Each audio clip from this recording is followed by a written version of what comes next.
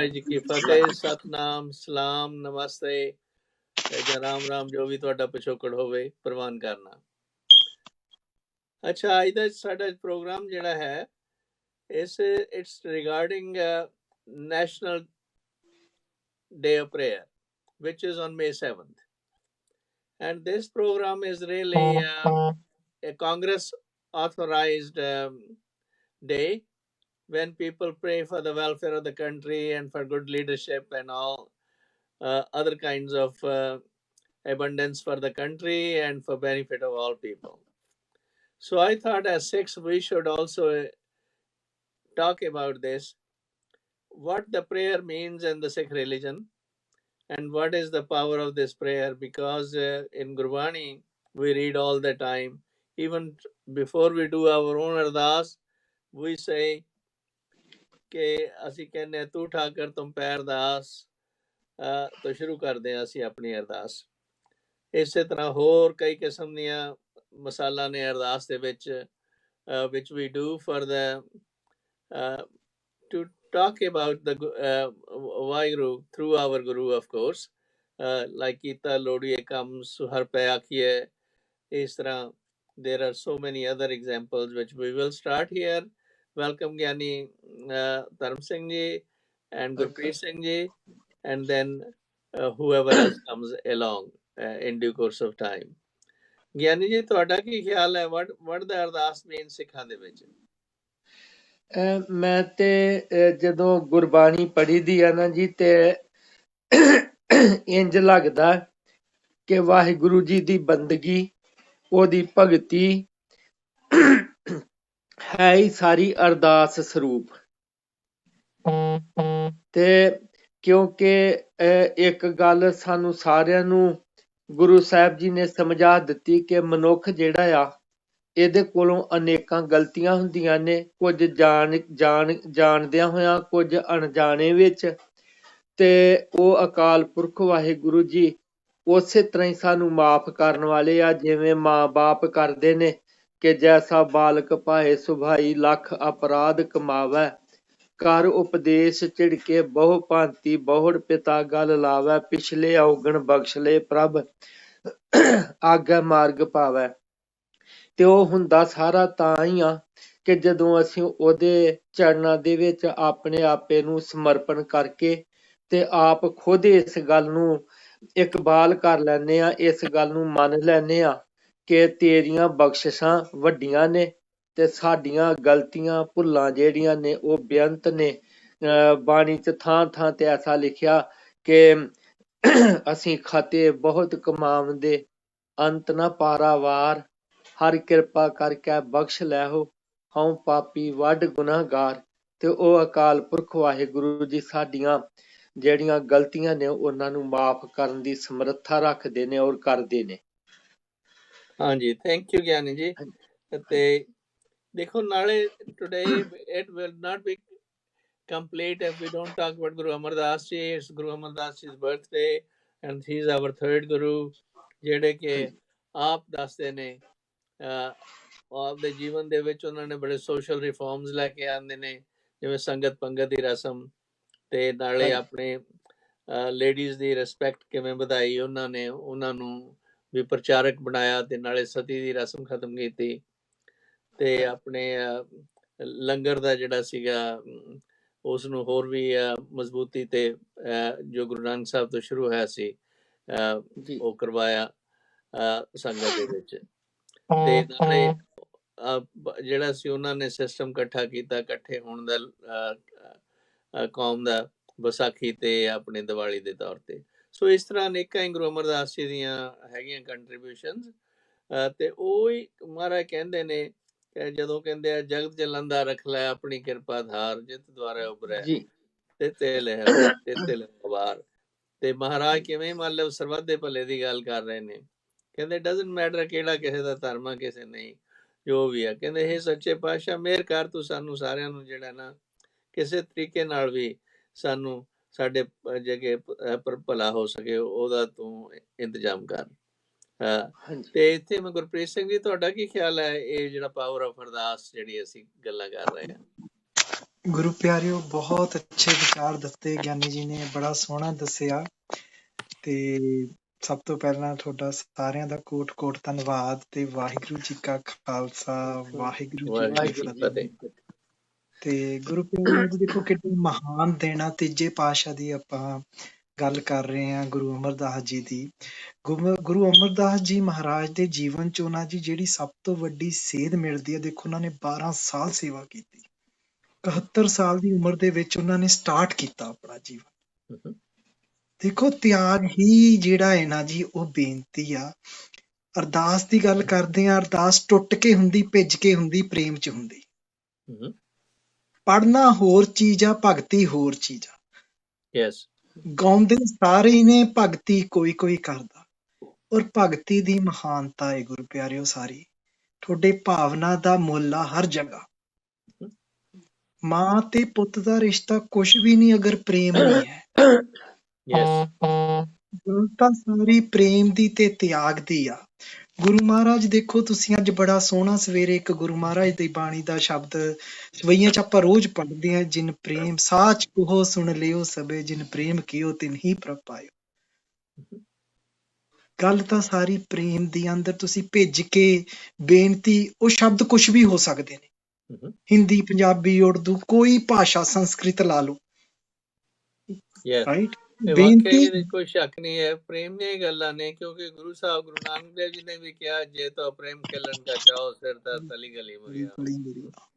ਇਹ ਮਾਰਗ ਪੈਰ ਤਰੀਜਾ, ਸਿਰ ਦੀਜਾ ਕਾਣ ਨਾ ਕੀਜਾ। ਇਹ ਤਾਂ ਗੱਲਾਂ ਸਾਰੀਆਂ ਪ੍ਰੇਮ ਦਾ ਹੀ ਬੇਸਿਸ ਆ ਹਰ ਇੱਕ। ਤਾਂ ਹੀ ਪ੍ਰੇਮ ਭਗਤੀ ਕਹਿੰਦੇ। ਦੇਖੋ ਪ੍ਰੇਮ, ਗੁਰੂ ਮਹਾਰਾਜ ਖੁਸ਼ ਕਿੱਥੋਂ ਹੁੰਦੇ ਆ?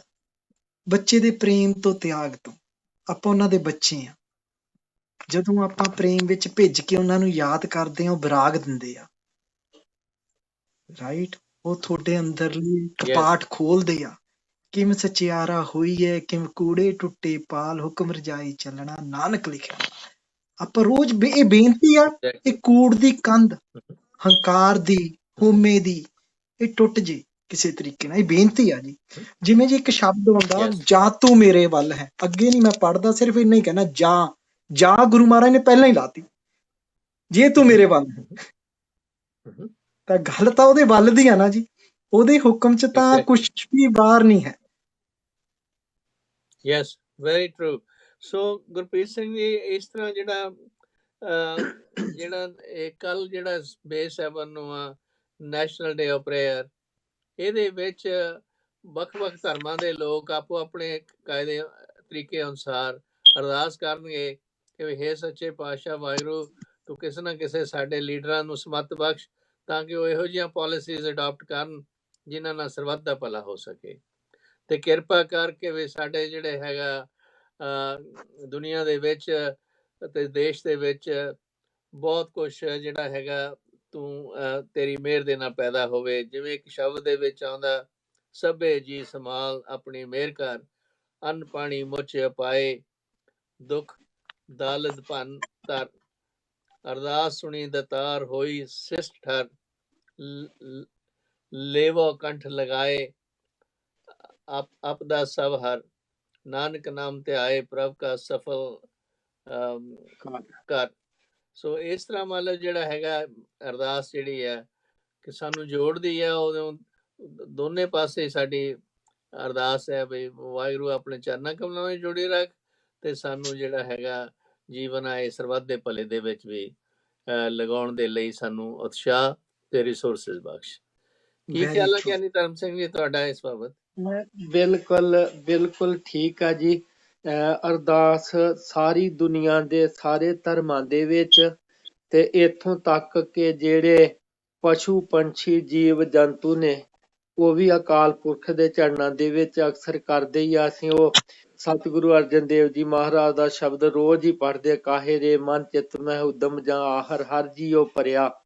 ਤੇ ਉਹਦੇ ਚ ਜ਼ਿਕਰ ਹੁੰਦਾ ਕਿ ਊਡੇ ਊਢਾਵੈ ਸੈ ਕੋਸਾਂ ਤਿਸ ਪਾਛੈ, ਬਚਰੇ ਛਰਿਆ ਤਿਨ ਕਵਣ ਖਲਾਵੈ, ਕਵਣ ਚੁਗਾਵੈ, ਮਨ ਮਹਿ ਸਿਮਰਨ ਕਰਿਆ।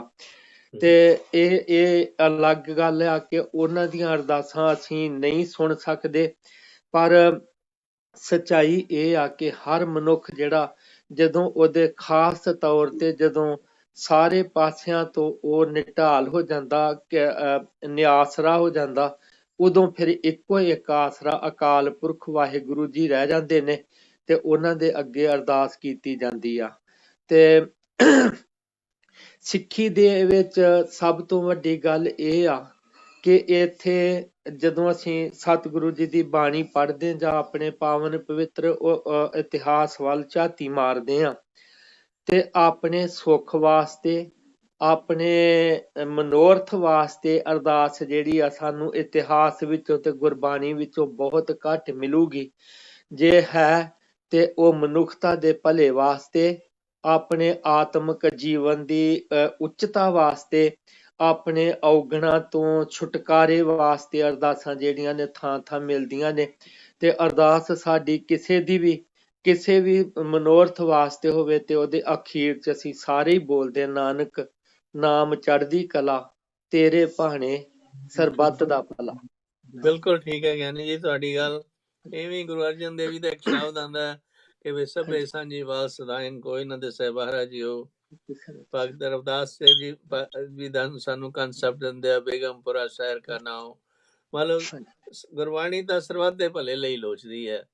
ਜਿਹੜਾ ਇੰਡੀਵਿਜੂਅਲ ਵੀ ਠੀਕ ਹੈ ਕਰਨਾ ਚਾਹੀਦਾ, ਕਿਉਂਕਿ ਅਸੀਂ ਆਪਣੇ ਪਰਿਵਾਰਾਂ ਦੇ ਵਿੱਚ ਇਹ ਚੀਜ਼ਾਂ ਜੇ ਇੰਟਰੋਡਿਊਸ ਕਰਾਂਗੇ ਤੇ ਆਪਣੇ ਯਾਰਾਂ ਦੋਸਤਾਂ ਵਿੱਚ, ਆਪਣੀ ਫੈਮਲੀਜ਼ ਤੇ ਆਪਣੇ ਗੁਰਦੁਆਰਿਆਂ ਦੇ ਵਿੱਚ ਇਹਨਾਂ ਦੀਆਂ ਗੱਲਾਂ ਬਾਤਾਂ ਕਰਾਂਗੇ ਤਾਂ ਸਾਡੀ ਸਾਂਝ ਜਿਹੜੀ ਹੈ ਉਹ ਗੁਰੂ ਘਰ ਦੇ ਨਾਲ ਹੋਰ ਵੱਧਦੀ ਹੈ ਤੇ ਸਾਡਾ ਪ੍ਰੇਮ ਪਿਆਰ ਪੈਦਾ ਹੁੰਦਾ ਹੈ ਇਹਦੇ ਵਿੱਚ। ਕੀ ਖਿਆਲ ਹੈ ਗੁਰਪ੍ਰੀਤ ਸਿੰਘ ਜੀ? ਗੁਰੂ ਪਿਆਰਿਓ, ਬਹੁਤ ਅੱਛਾ ਤੁਸੀਂ ਵਿਚਾਰ ਦਿੱਤਾ ਕਿ ਘਰਾਂ ਦੇ ਵਿੱਚ ਅੱਜ ਕੱਲ ਆਪਣਾ ਨਾ ਜਿਹੜੀ ਨਵੀਂ ਪੀੜ੍ਹੀ ਆ ਉਹ ਸਿੱਖੀ ਤੋਂ ਦੂਰ ਹੋਣ ਦਾ ਕਾਰਨ ਕੀ ਹੈ ਕਿ ਆਪਾਂ ਸਾਰੇ ਨਾ, ਜੇ ਅੱਜ ਜੀ ਗੁਰੂ ਪਿਆਰਿਓ, ਜੇ ਮੈਂ ਨਹੀਂ ਆਪਣੇ ਆਪ ਨੂੰ ਇੰਪਰੂਵ ਕੀਤਾ, ਮੇਰੇ ਬੱਚੇ ਇੰਪਰੂਵ ਨਹੀਂ ਕਰਨਗੇ। ਠੀਕ ਹੈ। ਉਹ ਸਭ ਤੋਂ ਪਹਿਲਾਂ ਆਪ ਧਾਰਨ ਹੋਣਾ, ਆਪਣੇ ਆਪ ਨੂੰ ਉਸ ਜੰਜਾਲਾਂ ਚੋਂ, ਉਹਨਾਂ ਚੋਂ ਬਚਾ ਕੇ ਰੱਖਣਾ, ਵਿਕਾਰਾਂ ਤੋਂ। ਗੁਰੂ ਮਹਾਰਾਜ ਦੀ ਓਟ ਤੋਂ ਬਿਨਾਂ ਨਹੀਂ ਨਿਕਲ ਸਕਦੇ। ਦੋਹਾਂ ਸਿਰਿਆਂ ਕਾ ਆਪ ਸੁਆਮੀ, ਉਹ ਦੋਨੋਂ ਪਾਸੇ ਹੀ ਉਹ ਖੇਡਦਾ ਜੀ। ਉਹ ਨੈਗੇਟਿਵ ਚ ਵੀ ਆ, ਆਪਾਂ ਇਹ ਨਹੀਂ ਕਹਿ ਸਕਦੇ ਉਹ ਪੋਜ਼ਿਟਿਵ ਦੇ ਅੰਦਰ ਆ, ਨਾ ਉਹ ਨੈਗੇਟਿਵ ਚ ਵੀ ਆ। ਉਹਦਾ ਹੀ ਖੇਲ ਰਚਾਇਆ ਹੋਇਆ ਹੈ ਸਾਰਾ। ਉਹ ਖੇਲ ਆ ਜੀ ਸਾਰਾ ਉਹਦਾ। ਇਹ ਪ੍ਰਕਿਰਤੀ ਖੇਡ ਰਹੀ, ਨੇਚਰ ਖੇਡ ਰਹੀ ਹੈ। ਨੇਚਰ ਪਰਮੇਸ਼ਰ ਆ। ਪਰ ਨਾਲ ਉਹਨੇ ਸਾਨੂੰ ਜ਼ਿੰਮੇਵਾਰੀ ਵੀ ਦਿੱਤੀ ਹੈ ਕਿ ਵੀ ਆਪੇ ਬੀਜ ਆਪੇ ਹੀ ਖਾ, ਨਾਨਕ ਹੁਕਮੀ ਆਵਾ ਜਾਓ। ਵੀ ਉਹਨੇ ਸਾਨੂੰ ਚੋਇਸ ਵੀ ਦਿੱਤੀ ਹੈ ਇੱਕ, ਕਿ ਵੀ ਭਾਈ ਜਿਹੋ ਜਿਹਾ ਕਰੋਗੇ ਤੇ ਇਹੋ ਜਿਹਾ ਭਰੋਗੇ।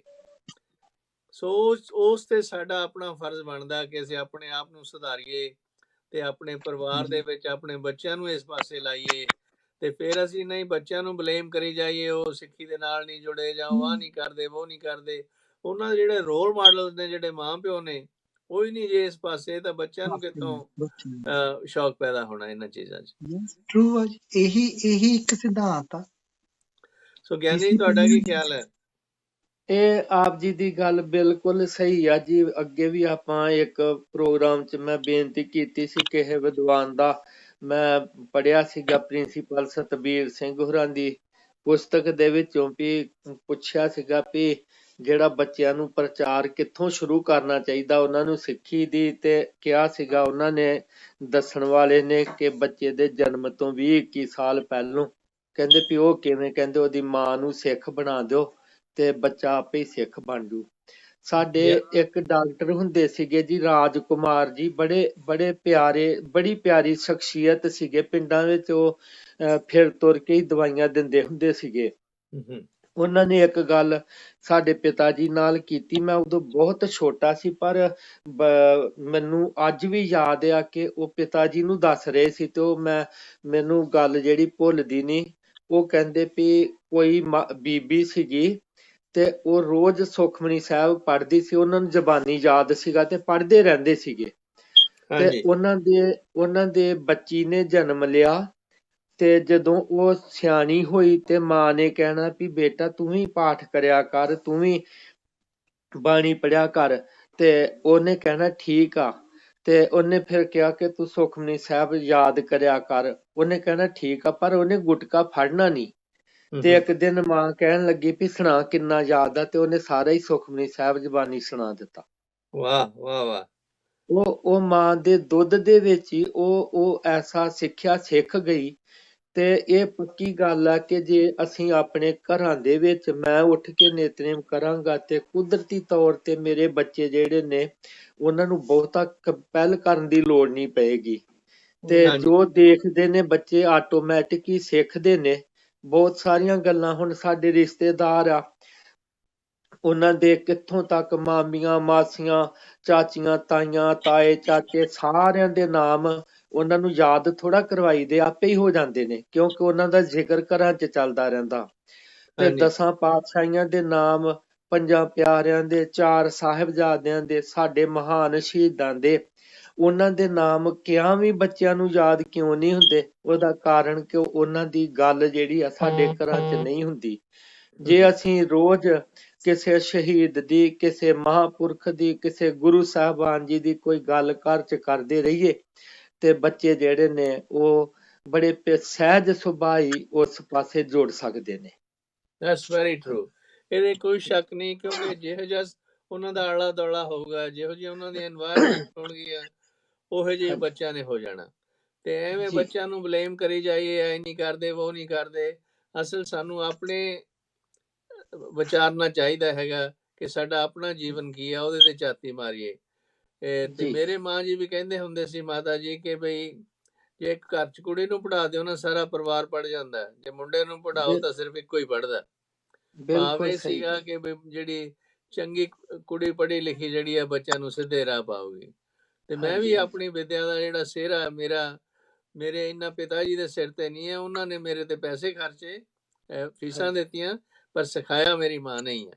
ਸਹੀ ਗੱਲ ਹੈ। ਸ਼ੁਰੂਆਤ ਜਿਹੜਾ ਪਿਆਰ ਸੀਗਾ ਉਹ ਮੇਰੀ ਮਾਂ ਨੇ ਪਾਇਆ ਮੈਨੂੰ ਪੜ੍ਹਨ ਲਿਖਣ ਦੇ ਨਾਲ। ਤੇ ਜਮਾ ਮਨਫੀ ਕਰਨਾ ਸਾਰਾ ਮੈਨੂੰ ਆਪਣੇ ਘਰੇ ਹੀ ਸੁਆਹ ਵਿਛਾਉਂਦੇ ਸੀ। ਉਹ ਜੋ ਭਾਂਡੇ ਪੋਚਦੇ ਸੀਗੇ ਤੇ ਨਾਲ ਮੈਨੂੰ ਕਹਿੰਦੇ ਸੀ ਊੜਾ ਆੜਾ ਲਿਖ ਕੇ, ਜਾਂ 1 2 3 ਪਹਿਲਾਂ ਤੂੰ ਇਹਦੇ ਉੱਤੇ ਉਂਗਲੀ ਨਾ ਆਪਦੀ ਨਾ ਲਿਖ। ਤੇ ਹੌਲੀ ਹੌਲੀ ਉਹ ਮੇਰੇ ਮਨ ਦੇ ਵਿੱਚ ਚੀਜ਼ਾਂ ਬਹਿ ਗਈਆਂ। ਸੋ ਠੀਕ ਹੈ। ਮਾਂ ਪਿਓ ਦਾ ਬੜਾ ਫਰਕ ਪੈਂਦਾ ਜੀ। ਜਿਸ ਤਰ੍ਹਾਂ ਉਹ ਹਾਂਜੀ ਕਰਦੇ ਤੁਹਾਡੇ ਨਾਲ ਡੀਲ, ਉਸੇ ਤਰ੍ਹਾਂ ਹੀ ਬੱਚਿਆਂ ਨੇ ਗਾਂ ਦੀ ਗਾਂ ਕਰਨਾ। ਸੋ ਗੁਰਪ੍ਰੀਤ ਸਿੰਘ ਜੀ, ਤੁਸੀਂ ਦੱਸੋ ਕਿ ਵੀ ਇਹ ਜਿਹੜੀ ਚੀਜ਼ ਆ ਅਸੀਂ ਆਪਣੇ ਘਰਾਂ ਦੇ ਵਿੱਚ ਲੈ ਕੇ ਆਈਏ ਤੇ ਕਿਸ ਤਰੀਕੇ ਨਾਲ ਇਹਨੂੰ ਲੈ ਕੇ ਆਈਏ? ਕਿਉਂਕਿ ਹਰ ਪਰਿਵਾਰ ਦੇ ਵਿੱਚ ਜਿਹੜਾ ਵਾਈਫ ਕਿਸੇ ਹੋਰ ਪਰਿਵਾਰ ਚੋਂ ਆਈ ਹੁੰਦੀ ਆ, ਬੰਦਾ ਕਿਸੇ ਹੋਰ ਪਰਿਵਾਰ ਦੇ ਵਿੱਚੋਂ ਆ, ਉਹਨਾਂ ਦੀ ਕਈ ਵਾਰੀ ਖਿੱਚ ਆਪੋਜ਼ਿਟ ਹੋ ਜਾਂਦੀ ਹੈ, ਕਿਸੇ ਦੀ ਕਿਸੇ ਵੱਲ, ਕਿਸੇ ਦੀ ਕਿਸੇ ਵੱਲ। ਇਹਨਾਂ ਚੀਜ਼ਾਂ ਨੂੰ ਕਿਵੇਂ ਕੰਟਰੋਲ 'ਚ ਲੈ ਕੇ ਆਉਣਾ ਚਾਹੀਦਾ? ਗੁਰੂ ਪਿਆਰੇ, ਦੇਖੋ ਕਿੰਨੇ ਅੱਛੇ ਵਿਚਾਰ ਚੱਲ ਰਹੇ ਨੇ, ਹੈ ਨਾ। ਹੁਣ ਦੇਖੋ ਇਸ ਵਿਚਾਰਾਂ ਦੇ ਵਿੱਚ 2 ਚੀਜ਼ਾਂ ਨਿਕਲ ਕੇ ਬਹੁਤ ਸਾਹਮਣੇ ਕਲੀਅਰ ਆ ਗਈਆਂ ਨੇ ਕਿ ਇਹਦਾ ਹੱਲ ਕੀ ਆ। ਹੁਣ ਇੱਕ ਘਾਟ ਆ ਜੀ, ਕਮੀ ਵੱਡੀ ਇਹ ਆ, ਸਭ ਤੋਂ ਪਹਿਲਾਂ ਤਾਂ ਆਪਾਂ ਨੂੰ ਪਛਾਣਨੀ ਆਪਣਾ ਗੁਰੂ ਕੌਣ ਆ, ਗੁਰੂ ਕੀ ਆ। ਦੂਸਰੀ ਕਮੀ ਆ ਸੰਗਤ। ਜੈਸੀ ਸੰਗਤ ਹੋਏਗੀ ਨਾ ਕਿਰਪਾਲ ਸਿੰਘ ਜੀ, ਗੁਰੂ ਪਿਆਰਿਓ, ਉਹੋ ਜਿਹਾ ਹੀ ਬੱਚੇ ਦਾ ਭਵਿੱਖ ਬਣਨਾ। ਬਿਲਕੁਲ। ਸਾਧ ਸੰਗਤ, ਗੁਰਸਿੱਖਾਂ ਦੀ ਸੰਗਤ, ਗੁਰਸਿੱਖਾਂ ਦੀ ਚਰਨ ਧੂੜ ਨੂੰ ਕਿੰਨਾ ਸਤਿਕਾਰ ਗੁਰੂ ਮਹਾਰਾਜ ਨੇ ਬਖਸ਼ਿਆ। ਇਹ ਤਾਂ ਜਿਵੇਂ ਗੁਰੂ ਨਾਨਕ ਦੇਵ ਜੀ ਨੇ ਕਿਹਾ ਵੀ ਜਿਹੜਾ ਕਲਯੁਗ ਦੇ ਅੰਦਰ ਤਾਂ ਭੂਤਾਂ ਪ੍ਰੇਤਾਂ ਦਾ ਹੀ ਅਵਤਾਰ ਹੋ ਰਿਹਾ, ਇਹ ਸੱਚ ਆ ਜੀ। ਤੁਸੀਂ ਦੇਖ ਲਓ ਇਹ ਕਿੰਨਾ ਉੱਤਮ ਯੁੱਗ ਆ, ਕਿੰਨੀਆਂ ਵੱਡੀਆਂ ਰੂਹਾਂ ਜਨਮ ਲੈਣ ਨੂੰ ਤਰਸ ਰਹੀਆਂ ਇਸ ਟਾਈਮ, ਰਾਈਟ। ਆਪਾਂ ਨੂੰ ਮਿਲਿਆ, ਔਰ ਜਿਹਨੂੰ ਇਹ ਜੀਵਨ ਦੀ ਜਾਂਚ ਨਹੀਂ ਆਈ, ਜੀਵਨ ਜਾਂਚ ਜਿਹਨੂੰ ਕਹਿੰਦੇ ਆ, ਉਹਦਾ ਜਨਮ ਬਿਰਥਾ ਹੀ ਚਲਾ ਜਾਣਾ। ਰਾਈਟ। ਤਾਂ ਇਸ ਕਰਕੇ ਮਤਲਬ ਜਿੰਨੀ ਕੁ ਸੋਝੀ ਦਾਸ ਨੂੰ ਗੁਰੂ ਮਹਾਰਾਜ ਨੇ ਬਖਸ਼ੀ ਆ, ਤਾਂ ਸਭ ਤੋਂ ਪਹਿਲਾਂ ਆਪਣੇ ਆਪ ਨੂੰ ਇੰਨਾ ਇੰਪਰੂਵ ਕਰ ਲਈਏ ਕਿ ਸਾਨੂੰ ਕਹਿਣ ਦੀ ਲੋੜ ਨਾ ਪਵੇ। ਸਾਡੇ ਜੀਵਨ ਤੋਂ ਹੀ ਸਾਹਮਣੇ ਵਾਲੇ ਦਾ ਜਿਹੜਾ ਪ੍ਰਭਾਵ ਆ, ਤੁਹਾਡਾ ਇੰਪ੍ਰੈਸ਼ਨ ਆ, ਤੁਹਾਡਾ। ਸਾਧੂ ਸੰਤ ਬੋਲਦੇ ਥੋੜੀ ਸੀਗੇ ਜੀ, ਉਹ ਕਿਸੇ ਨੂੰ ਜਾ ਕੇ ਥੋੜੀ ਕਹਿੰਦੇ ਸੀ, ਰਾਈਟ। ਉਹ ਤਾਂ ਉਹਨਾਂ ਦਾ ਪ੍ਰਭਾਵ ਹੀ ਇੰਨਾ ਸੀ, ਉਹਨਾਂ ਦੀ ਸੰਗਤ ਦਾ। ਉਹ ਕਾਮ, ਕ੍ਰੋਧ, ਲੋਭ, ਮੋਹ, ਹੰਕਾਰ ਉਹਨਾਂ ਦੇ ਵੱਸ 'ਚ ਸੀ।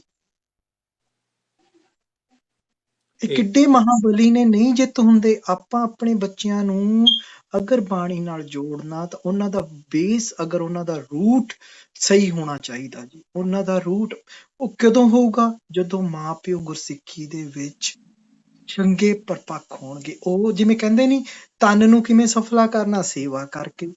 ਮਨ ਨੂੰ ਕਿਵੇਂ ਕਰਨਾ? ਨਾਮ ਜਪ ਕੇ। Mhm. ਸੇਵਾ, ਹੁਣ ਜੇ ਮੈਂ ਸੇਵਾ ਕਰੂੰਗਾ ਤਾਂ ਮੇਰੇ ਬੱਚੇ ਅੱਗੇ ਗੁਰੂ ਘਰ 'ਚ ਸੇਵਾ ਕਰਨਗੇ ਜੀ। Yes. ਜਾਂ ਜੀ ਇੱਕ ਦੂਜੇ ਨੂੰ ਦੇਖ ਕੇ ਰੰਗਤ ਪੈਂਦੀ ਹੈ ਨਾ, ਜਿਵੇਂ ਕਹਿੰਦੇ ਖਰਬੂਜੇ ਨੂੰ ਦੇਖ ਕੇ ਖਰਬੂਜਾ ਰੰਗ ਪੜਦਾ ਹੈ। ਹਾਂ, ਯੈਸ। ਤੇ ਗਿਆਨੀ ਜੀ ਤੁਹਾਡਾ ਕੀ ਵਿਚਾਰ ਹੈ ਇਸ ਪਾਸੇ?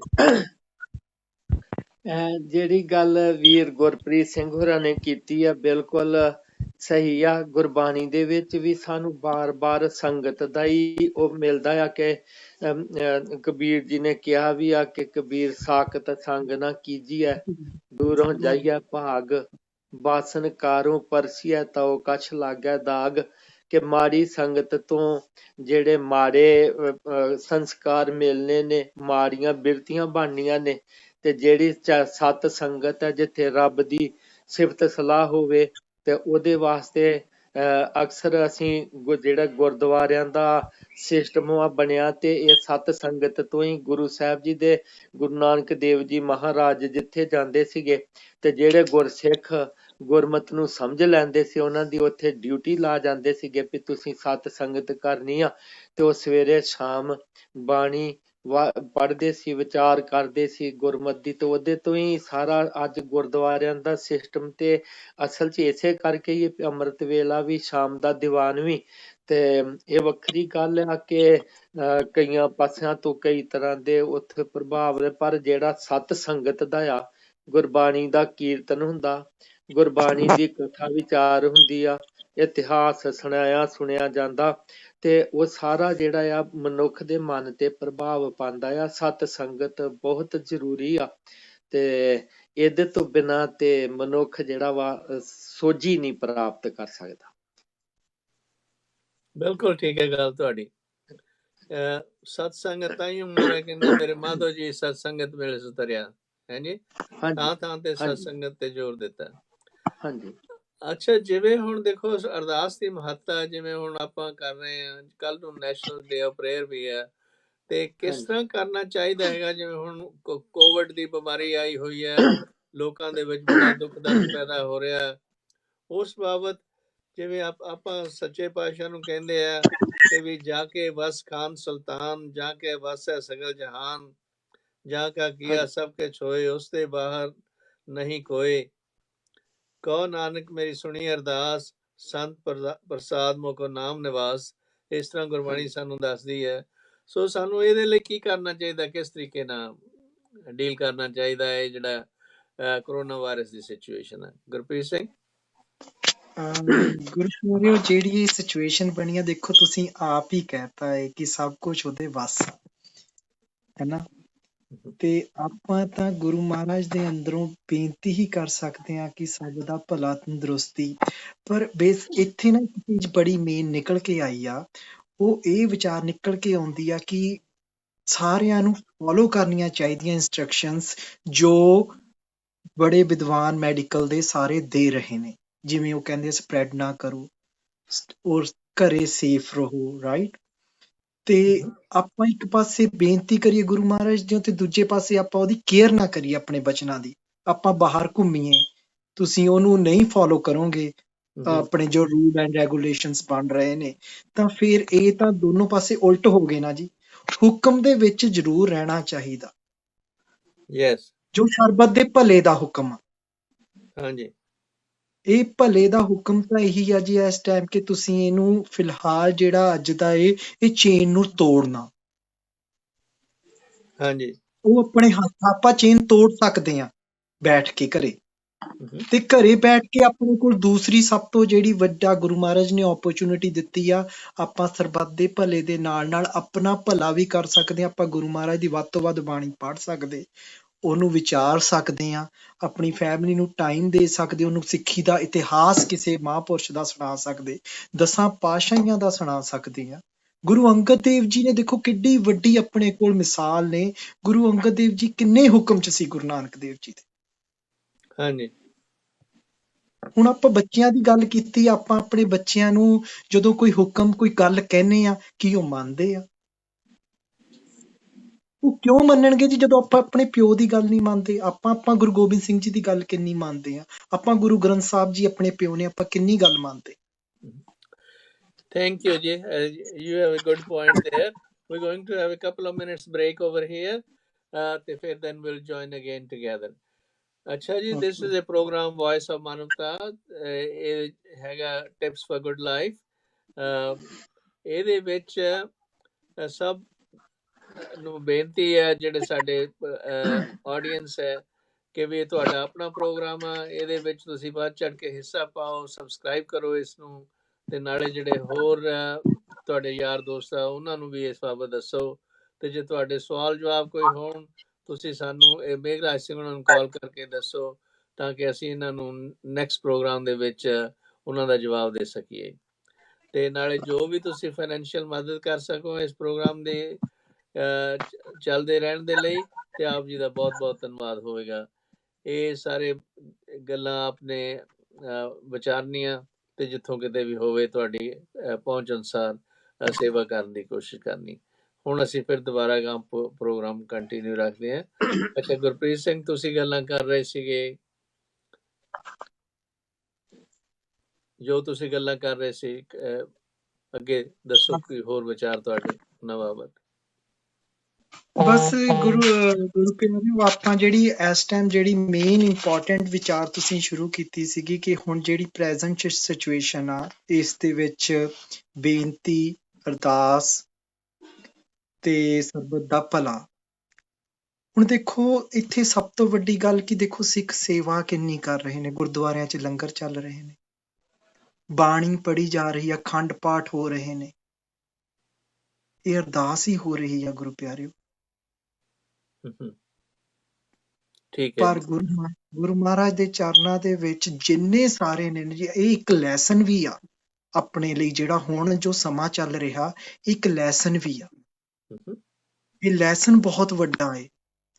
ਤੁਸੀਂ ਇਹਨੂੰ ਡੀਪਲੀ ਦੇਖੋਗੇ ਜਾ ਕੇ, ਤਾਂ ਆਪਾਂ ਜਦੋਂ ਕਹਿ ਦਿੰਦੇ ਆ ਕਿ ਗੁਰੂ ਮਹਾਰਾਜ ਦੇ ਹੱਥ ਸਭ ਕੁਛ ਆ, ਉਹਨੂੰ ਸਭ ਦਾ ਫਿਕਰ ਆ। ਉਹਨੂੰ ਆਪਣੀ ਨੇਚਰ ਦਾ ਵੀ ਫਿਕਰ ਆ, ਜੋ ਡਿਸਟਰੋਏ ਹੋ ਰਹੀ ਸੀ ਇੰਨੇ ਸਾਲਾਂ ਤੋਂ ਪੋਲਿਊਸ਼ਨ ਦੇ ਕਰਕੇ, ਕੈਮੀਕਲਸ ਕਰਕੇ। ਤੁਸੀਂ ਨਿਊਕਲੀਅਰ ਵੈਪਨਸ ਟੈਸਟ ਹੋ ਰਹੇ ਸੀਗੇ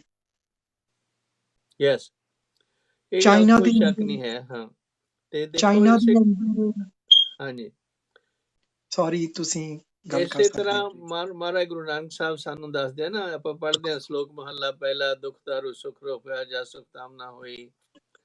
ਤੇ ਇਹ ਜਿਹੜੇ ਦੁੱਖ ਵੀ ਨੇ, ਉਹ ਸਾਨੂੰ ਕੋਈ ਨਾ ਕੋਈ ਤਰੀਕਾ ਹੀ ਆ ਵਾਹਿਗੁਰੂ ਦੇ ਨੇੜੇ ਲਿਆਉਣ ਦਾ, ਤੇ ਸਾਡੇ ਜਿਹੜੇ ਕੁਕਰਮ ਕੀਤੇ ਹੁੰਦੇ ਨੇ ਉਹਨਾਂ ਤੇ ਨਜ਼ਰ ਮਾਰਨ ਦੇ ਲਈ, ਕਿ ਅੱਗੇ ਤੋਂ ਅਸੀਂ ਆਪਣੇ ਆਪ ਨੂੰ ਕਿਵੇਂ ਸੁਧਾਰ ਸਕੀਏ। ਗਿਆਨੀ ਜੀ, ਤੁਹਾਡਾ ਕੀ ਖਿਆਲ ਹੈ?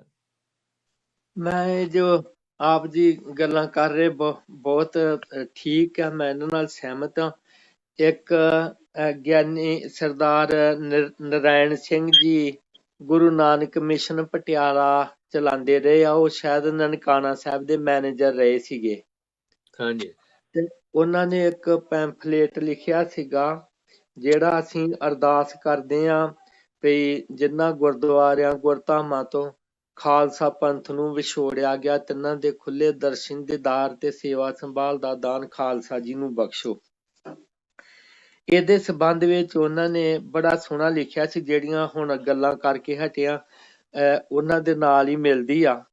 ਉਹ ਕਹਿੰਦੇ ਕਿ ਕੱਲੀ ਅਰਦਾਸ ਜਿਹੜੀ ਆ ਸਫਲ ਨਹੀਂ ਹੁੰਦੀ ਜਦੋਂ ਤੱਕ ਨਾਲ ਉਦਮ ਨਾ ਕੀਤਾ ਜਾਵੇ।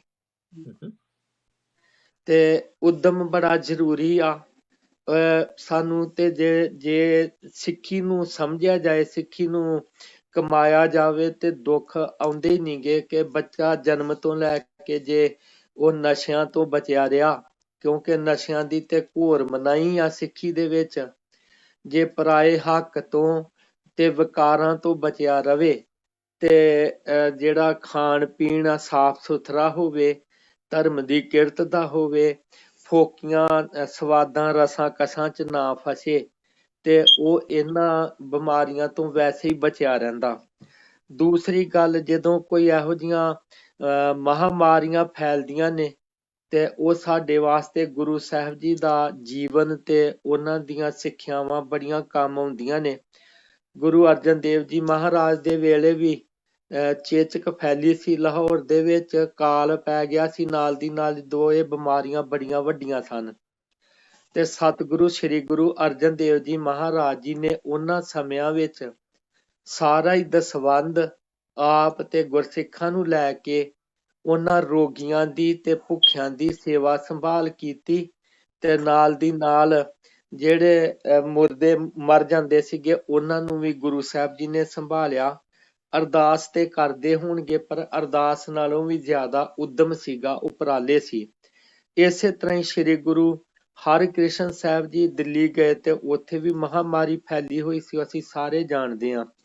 ਤੇ ਉਹਨਾਂ ਹੀ ਸਿੱਖਿਆਵਾਂ ਦਾ ਅਸਰ ਅੱਜ ਸ਼ਾਇਦ ਕਿ ਜਿਵੇਂ ਵੀ ਗੁਰਪ੍ਰੀਤ ਸਿੰਘ ਹੋਰਾਂ ਨੇ ਕਿਹਾ ਕਿ ਥਾਂ ਥਾਂ ਤੇ ਲੰਗਰ ਲਾਏ, ਜਦੋਂ ਕਿ ਲੋਕ ਇਹੋ ਜਿਹੇ ਸਮੇਂ ਤੇ ਬਾਹਰ ਨਹੀਂ ਨਿਕਲਦੇ। ਤਾਂ ਇਹ ਆ ਵੀ ਸਾਨੂੰ ਡਾਕਟਰਾਂ ਦੀਆਂ ਹਦਾਇਤਾਂ ਨੇ ਉਹਨਾਂ ਨੂੰ ਫਾਲੋ ਕਰਨਾ ਚਾਹੀਦਾ ਆ, ਔਰ ਬੜੀ ਇਮਾਨਦਾਰੀ ਨਾਲ ਕਰਨਾ ਚਾਹੀਦਾ, ਦੂਸਰਿਆਂ ਨੂੰ ਵੀ ਸਮਝਾਉਣਾ ਚਾਹੀਦਾ। ਤੇ ਉਹਦੇ ਨਾਲ ਨਾਲ ਇਹ ਇੱਕ ਗੱਲ ਹੈਗੀ ਬਾਬਾ ਕਬੀਰ ਜੀ ਦੇ ਸ਼ਾਇਦ ਸਲੋਕਾਂ ਵਿੱਚ ਆ ਕਿ ਔਖਦ ਆਏ ਰਾਸ ਵਿੱਚ ਆਪ ਖਲੋਇਆ, ਕਿ ਸ਼ਾਇਦ ਸ੍ਰੀ ਗੁਰੂ ਅਰਜਨ ਦੇਵ ਜੀ ਮਹਾਰਾਜ ਦੇ ਬਚਨਾਂ ਕਿ ਦਵਾਈ ਵੀ ਤਾਂ ਹੀ ਕੰਮ ਕਰਦੀ ਆ ਜੇ ਵਾਹਿਗੁਰੂ ਜੀ ਦੀ ਕਿਰਪਾ ਹੋਵੇ। ਔਖਦ ਆਏ ਰਾਸ ਵਿੱਚ ਆਪ ਖਲੋਆ, ਕਿ ਉਹ ਬਖਸ਼ਿਸ਼ ਕਰੇ। ਵੀ ਉਦਮ ਤੇ ਅਰਦਾਸ ਇਹ ਦੋਵੇਂ ਗੱਲਾਂ ਨਾਲ ਨਾਲ ਜਿਹੜੀਆਂ ਨੇ ਜ਼ਰੂਰੀ ਨੇ। ਸੰਬੰਧ ਰੱਖਦੇ।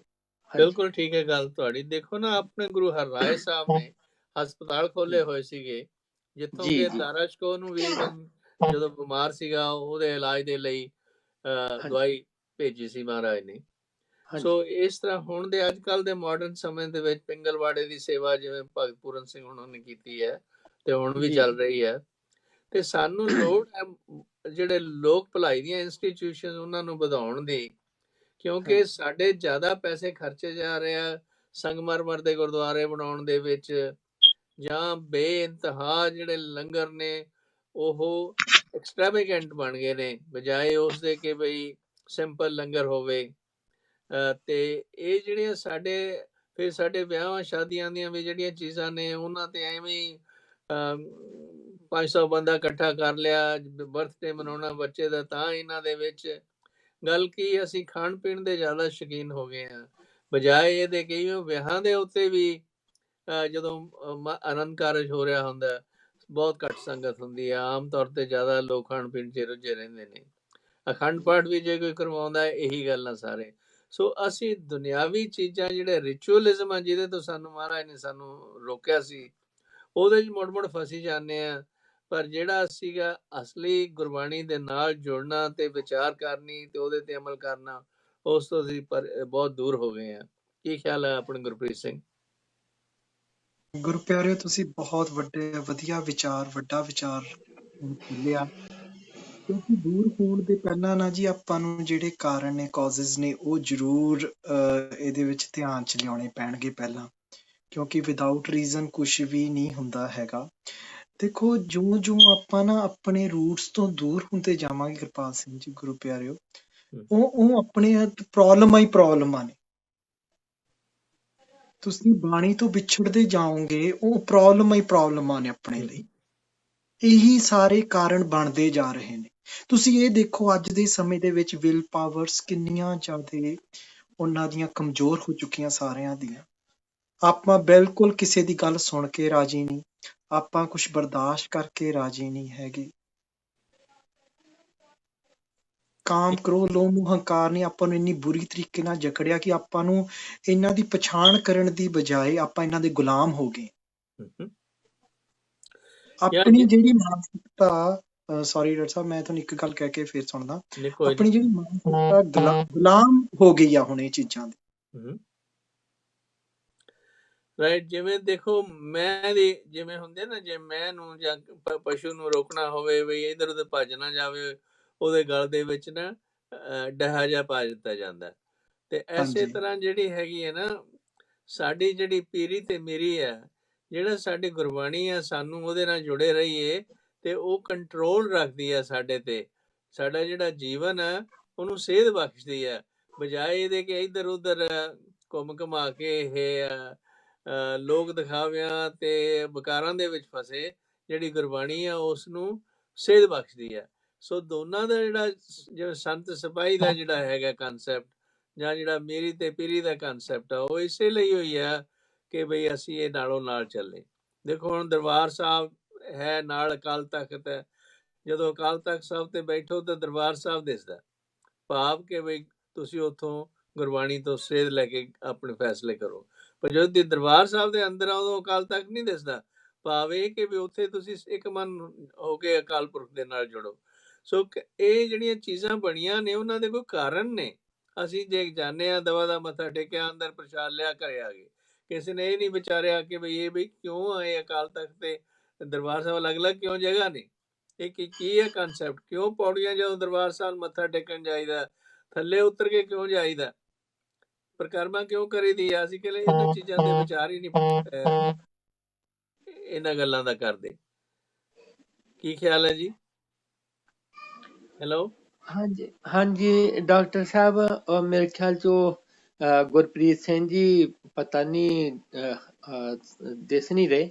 ਆ ਗਏ, ਹਾਂਜੀ ਵਾਪਸ ਆ ਗਏ। ਹਾਂਜੀ ਤੇ ਬੇਨਤੀ ਇਹ ਆ ਵੀ ਜਿਹੜੀਆਂ ਤੁਸੀਂ ਗੱਲਾਂ ਕੀਤੀਆਂ ਨਾ ਬੜੀਆਂ ਕੀਮਤੀ ਆ, ਬਹੁਤ ਇਹਨਾਂ ਦੀ ਜ਼ਰੂਰਤ ਆ ਅੱਜ ਸਮਝਣ ਦੀ ਕਿ ਸਿੱਖ ਦੇ ਜੀਵਨ ਦੇ ਵਿੱਚ ਅਡੰਬਰ ਨਾਂ ਦੀ ਚੀਜ਼ ਕੋਈ ਨਹੀਂ। ਜਿਹੜਾ ਅਸਲੀ ਸਿੱਖ ਆ ਉਹਦਾ ਜੀਵਨ ਜਿਹੜਾ ਸਿਰਫ ਤੇ ਬੜਾ ਸਾਦਗੀ ਵਾਲਾ ਤੇ ਪਰਉਪਕਾਰੀ ਜੀਵਨ ਆ।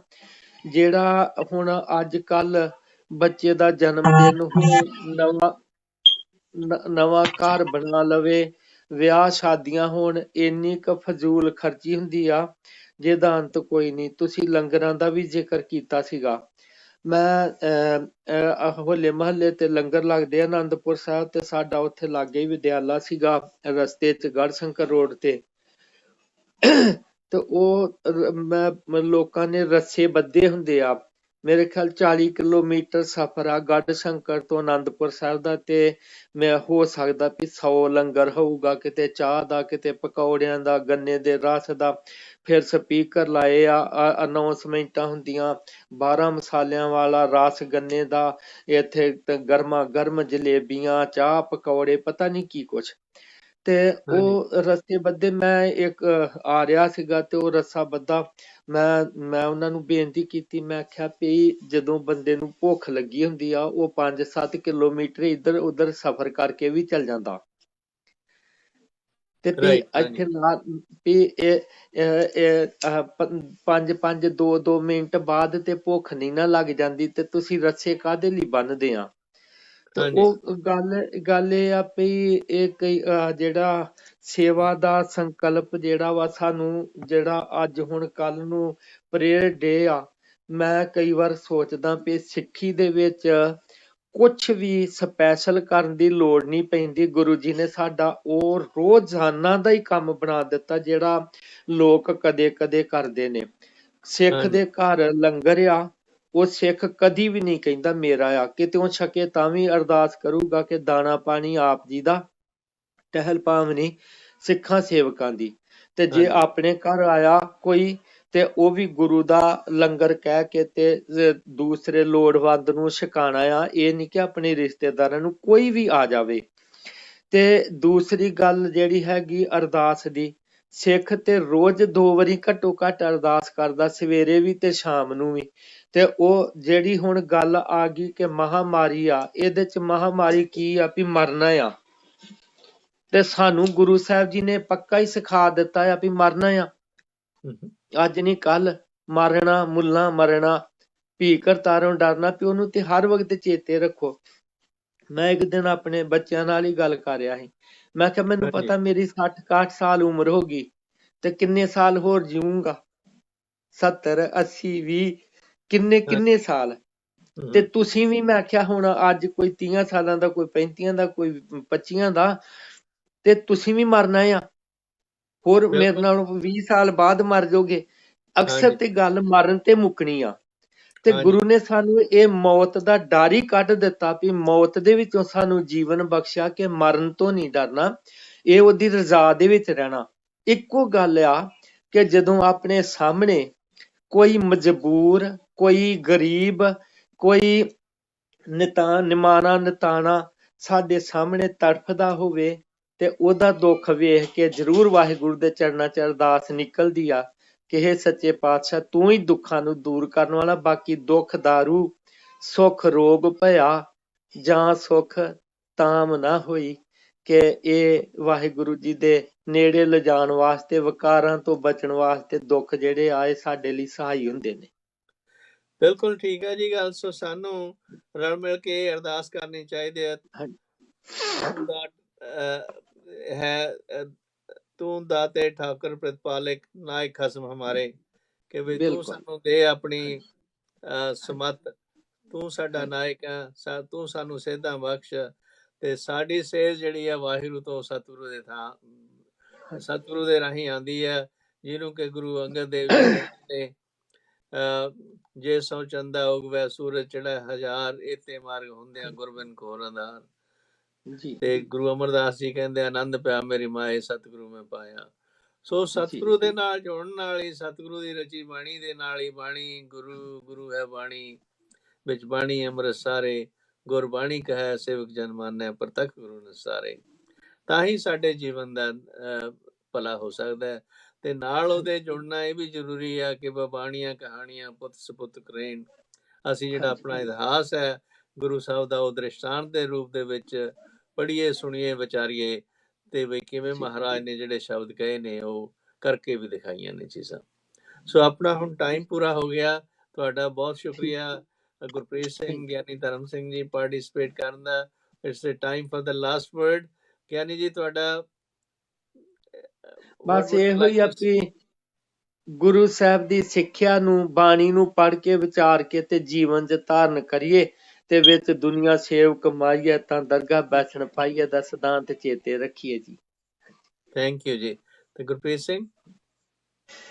ਗੁਰੂ ਪਿਆਰਿਓ, ਬਸ ਸਾਰਿਆਂ ਨੂੰ ਇਹੀ ਆ ਕਿ ਆਪਾਂ ਗੁਰੂ ਮਹਾਰਾਜ ਦੇ ਚਰਨਾਂ 'ਚ ਅਰਦਾਸ ਕਰੀਏ ਕਿ ਸਮੱਤ ਬਖਸ਼ੋ, ਸਾਨੂੰ ਵਿਵੇਕ ਬੁੱਧ ਬਖਸ਼ੋ, ਸ਼ੁੱਧ ਆਚਰਣ ਬਖਸ਼ੋ, ਆਪਣੇ ਭਾਣੇ ਵਿੱਚ ਜੀਣ ਦਾ ਬਲ ਬੁੱਧੀ ਸਮਰੱਥਾ ਬਖਸ਼ੋ। ਇਹੀ ਚਰਨਾਂ ਵਿੱਚ ਗੁਰੂ ਮਹਾਰਾਜ ਦੀ ਅਰਦਾਸ ਆ ਸਾਰਿਆਂ ਦੇ ਲਈ, ਕਿਉਂਕਿ ਸਮੱਤ ਨਾਲ ਹੀ ਹਰ ਪ੍ਰੋਬਲਮ ਨਾਲ ਆਪਾਂ ਫਾਈਟ ਕਰ ਸਕਦੇ ਹਾਂ, ਤੇ ਗੁਰੂ ਦੀ ਕਿਰਪਾ ਹੀ ਇਹਦੇ ਵਿੱਚ ਆ। Thank you, Ji. Thank you for your time and participation, and thank you for the audience for listening to it. So please remember, tomorrow is May 7th. Everyone is praying for the welfare of the nation.